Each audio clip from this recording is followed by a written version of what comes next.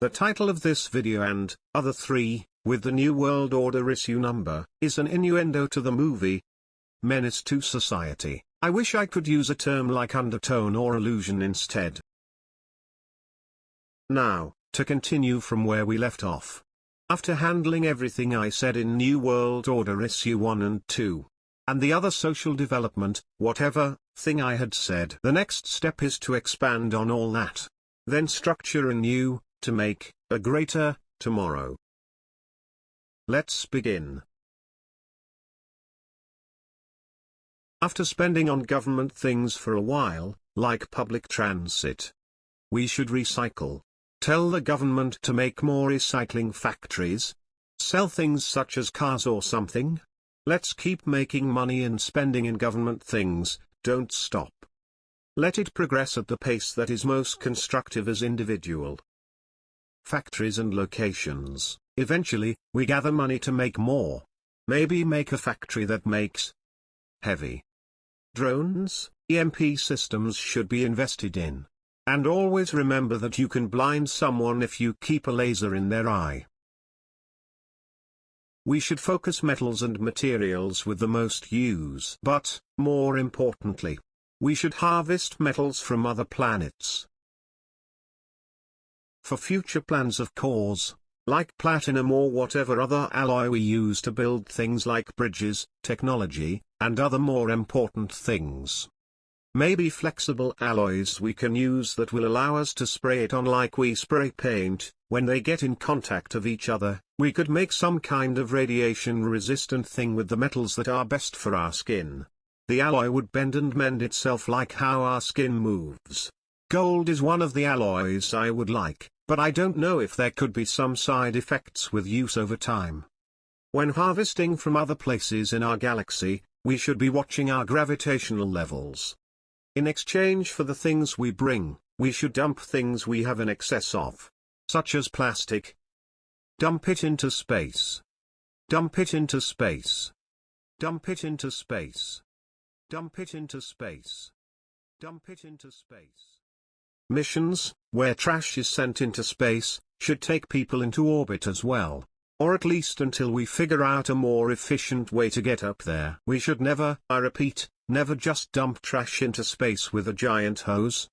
It should go as far as possible and in a location where our galaxy will never be present and so that it never creates problems around us. There is so much space for it, and at this point, solar energy should be able to do it with a drone, no matter how long it takes. We should make a long line of these drones that dump garbage into the far reaches of space. We should also think of ways to manipulate our planet, so that we can make it the most ideal. I think we should shift this gravity in order to create big people the size of giants. We should also plant more sequoias little by little. Let's evolve to adjust to a higher presence of oxygen. When we find ideal sediments for plants, we should also consider slowly replacing that. But most important, we should have places where natural water is most abundant and accessible. This does not have to be on Earth. We can keep pools of fresh water in space. Therefore, we may also be able to control how much water we have on Earth. We should do this for destructive seasons so that we can make things like hurricanes to be completely non-existent, or make them appear with air turbulence from hot and cold temperatures. Don't forget to use salt. Make them appear in case there are giant contagions on our planet. A lot of this can be done by completely destroying and dismantling the idea of money. So people do things for merits. The concept of being rich would change drastically for social structures. The wage should not be money or dollar amounts because those figures stirs the psyche, from the reward system part of the brain. Muchos locos prefer paper money than a human life. People should be assigned for a job well done. This would change the term of low class, middle class, and upper class citizens in society for the better. This new world order should keep the psyche from the stir. I also believe that the groups that these classes are in should be more visible. Meaning, the gaps shouldn't be so wide.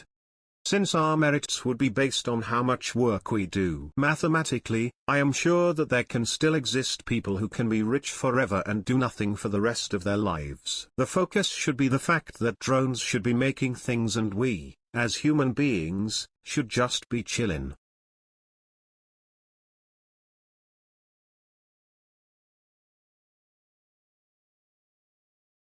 Look at Phobos and Deimos. The moon's captured by the field of gravity that is being generated on the planet Mars. Don't those two planetoids look really spiffy to you? Yes? It has nice, rich colors in its sediment. Don't confuse entertainment with logic. If you do, you are more beast-like than I will ever know. Boy, narrow-headed ass boy, our moon is almost 1,000 miles across. The moons on Mars are not. Doesn't that look more like giant debris from a greater mass? There is debris all over our solar system, not just in the asteroid belt and Kuiper's belt. I also think that Earth was larger, but pieces broke off of Earth to make it the Earth that it is now.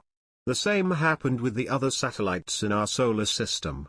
Just stare at the asteroid belt and imagine time moving all that together eventually. Yeah.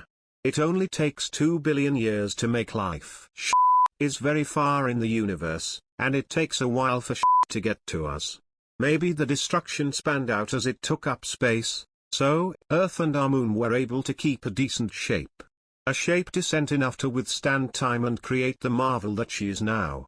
Our beautiful planet. Hydrogen could be used to leave it, and it is stronger than any other gas like propane or butane. We need to build wells, but we need to know that we need bigger projects that get the water that is flowing under the crust. There exist ideal cities where everything in their social structures are balanced out. There is not too much of one social stimuli, allowing for progressive, economic growth. Talking about these ideal cities leads me to this next, very serious thing, which is a phrase that goes by allocating money. I repeat, allocate. I believe a productive city with plenty of potential should not spend extra money on others who can't or don't want to help push the economy. We should be spending excess money on making certain places better. Then, we can help each other more, especially over time. Economic percentages are our best assets. We should never be greedy, neither. I theorize that some city officials and chairmen think they should work for a better image. And we think we achieve that by trying to fight inflation, and keeping our wallets more comfortable, or trying to keep crime down. Regardless of what we want as a city, it is imperative that we try to manage the things creating the damage to the city. Those things always require money. How do we cut the money? Bring the people's expenses, the money circulating in our city, directly to the city and government. Our governments need Walmarts, food outlets, etc. Right? People should do things for the government and get direct rewards, like clean or manage a certain thing of theirs for a new car they made or something. We need higher taxes on the rich. We also need more people that are willing to do things for their community, not just save their money and give it to their children when they are all grown up. People going through retirement is another matter. Speaking of such a crucial factor in economic progression leads me to my next corner piece of this Grand Gatsby-type manuscript on social development and other growths for society. We could attempt to control where certain people live. We could use old people to structure better cities and overall improve social structures. Yes, that is true. It is exactly as it sounds. I believe that the government should create city places and move people around from time to time. However, not everyone should move around. And if people think they should stay, they should present themselves and try to argue with the government to stay. It should be completely flexible. I will talk more about this in another video. Why should we move people? Because there are people in society who just don't care about anything. So we should control them for as long as we can. One example that we can look at now is how people won't put desert plants and more eco-friendly things for the environment. Regardless of where they live, since there are ideal environments for everyone, so we have to move them away. These changes can't be implemented now, but what I'm saying about the people in our society is true. Look at the responses of the societies of their city. Look at their responses about what is going on around them or about something like politics and global warming. Bundle certain people together that don't care. We should all know who we are, without dwelling too deeply into our private lives, and feel safe about it. Listen to this: if there is a lot of breaking and entering in poor, low-income houses, rather than in rich areas, I think the reason that the person robbing the place is because he is experiencing some kind of frustration with his environment, making him feel like he just does not care. If the guy is targeting run-down places, I think there is a problem with the social structures in the places they gather the most. School is an important place to start, but we need to implement the right teachings, which could, maybe, possibly, be mentioned in this hashtag social structure segment. Don't forget, it helped to have the right people around, for proper social growth. I think the American Blues era was also started because of that thing that I mentioned in one of the other videos in the social structures segment. Maybe even Picasso could have been influenced by the same thing. If this were the case, bad people would be silent, and good people would be too scared to say anything because they could be told they are crazy.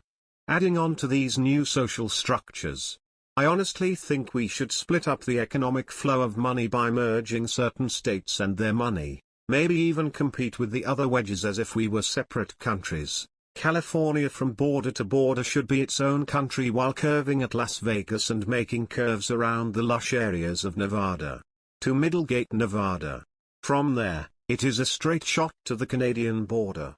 California will have the majority of the desert land, including Vegas. This entire wedge including all of Seattle from that line we made at the middle gap to Canada. This land should be called California. New York and Rhode Island to both Virginias is another wedge of economic money flow. Texas to Florida should be its own thing with the Gulf and strengthen relations with the rich culture over towards the equator. The rest is left with ports of Georgia to North Carolina. Any other territory or money that we influence should go toward whoever needs it the most at that point. However, I think this is what the new map should look like. This is how we can help the growth of other parts of the country. Limit the amount of ammo they can purchase as a test of patience. Count the bullets they purchase and raise different colored flags depending on these numbers. If they have used a high number of rounds inside a firing range for a certain amount of time, I think they should be allowed more. Or if they have held a large number of bullets from saving up the monthly limit, then they can buy as much as they like. Ask them to keep their shell casings too if they can do it. Have at least half of what you bought, or recycle them with proof. It would help this new system. These types of tests help illuminate impatient folks. Or children as I like to call it. Social development, you sons of bitches. Sports would be cognitively optimal by one of the same genders, all competing, within a certain movement threshold in accordance with height, weight, and mobility. Evolution of sports. People around the bottom of the threshold, like Kobe Bryant, are legendary. Watch your step with the Mamba. You heard me. Fairness is balance.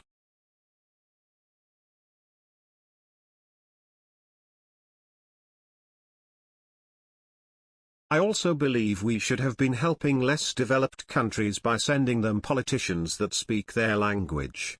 This would also help to strengthen democratic influence in other countries, and not just within their society. But more importantly, by gaining recognition in their political views. Beat the Russian combat suit with radiation, gas, heat, lightning. Suck a duck. Within a couple minutes of intense radiation, the soldier will fall to the ground.